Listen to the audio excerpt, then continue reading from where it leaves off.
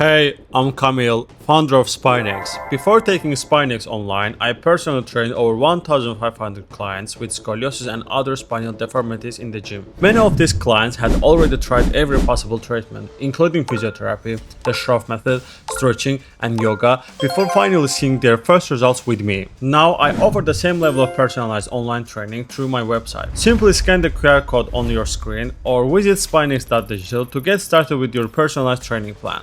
Now let's get into the video. Have you been stretching your concave side every single day and yet your scoliosis doesn't seem to improve? Maybe you feel looser for a few minutes, maybe your back even feels better immediately afterward. But then an hour later, the tightness comes back, right? Why? Because what feels like tight muscles isn't always a flexibility problem. Sometimes your muscles are working overtime simply to keep an unstable spine upright. And if that's true, stretching alone may never solve the real problem. Today I'll explain why, what your spine actually needs, and how I approach exercise selection for people with structural scoliosis. One of the biggest misconceptions I hear is, my concave side feels tight, so I should stretch it. That seems logical. Tight muscles should be stretched, right?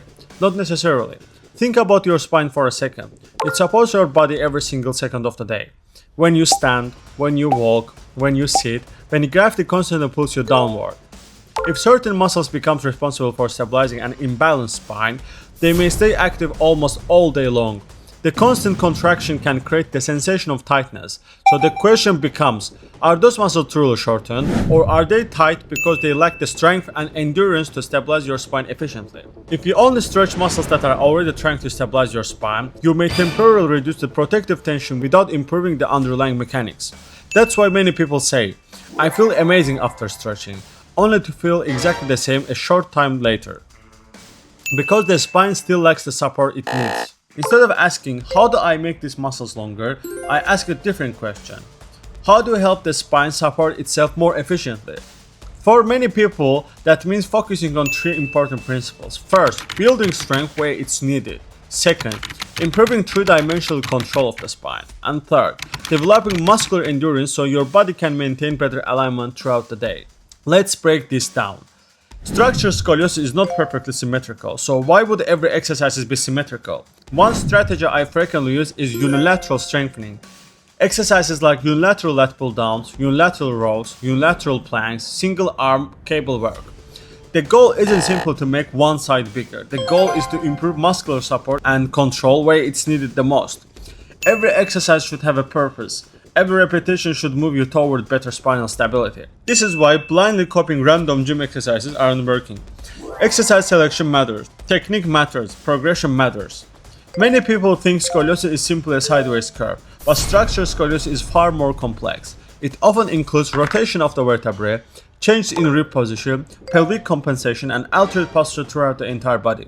That's why my approach isn't focused only on strengthening, it also focuses on improving the three-dimensional control. That may include rotational exercises, breathing strategies, posture awareness, and movement patterns designed to improve overall spinal mechanics. Every person is different. The exact exercises depends on the individual's curve pattern, mobility, strength, and overall presentation.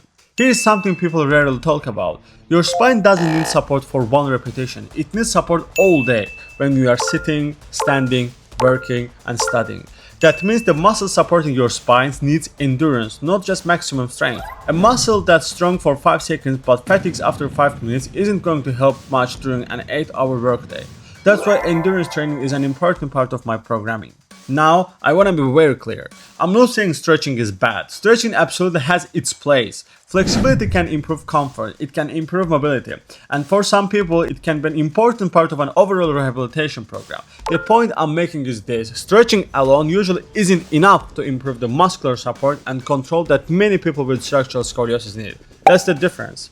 If you have been told that surgery is your only option, or you have reached a plateau and don't know what to do next, I offer one-on-one SpineX consultations. During the consultation, I will review your x-rays, discuss your goals, and talk through your current training and rehabilitation approach. If appropriate, I will explain how I would structure a personalized SpineX program based on your individual's presentation. Simply scan the QR code on the screen or visit spinex.digital to learn more and book your consultation. Thank you for watching. I will see you in the next video. Don't forget to subscribe my YouTube channel and ring that bell button to not miss any future content like that. Peace.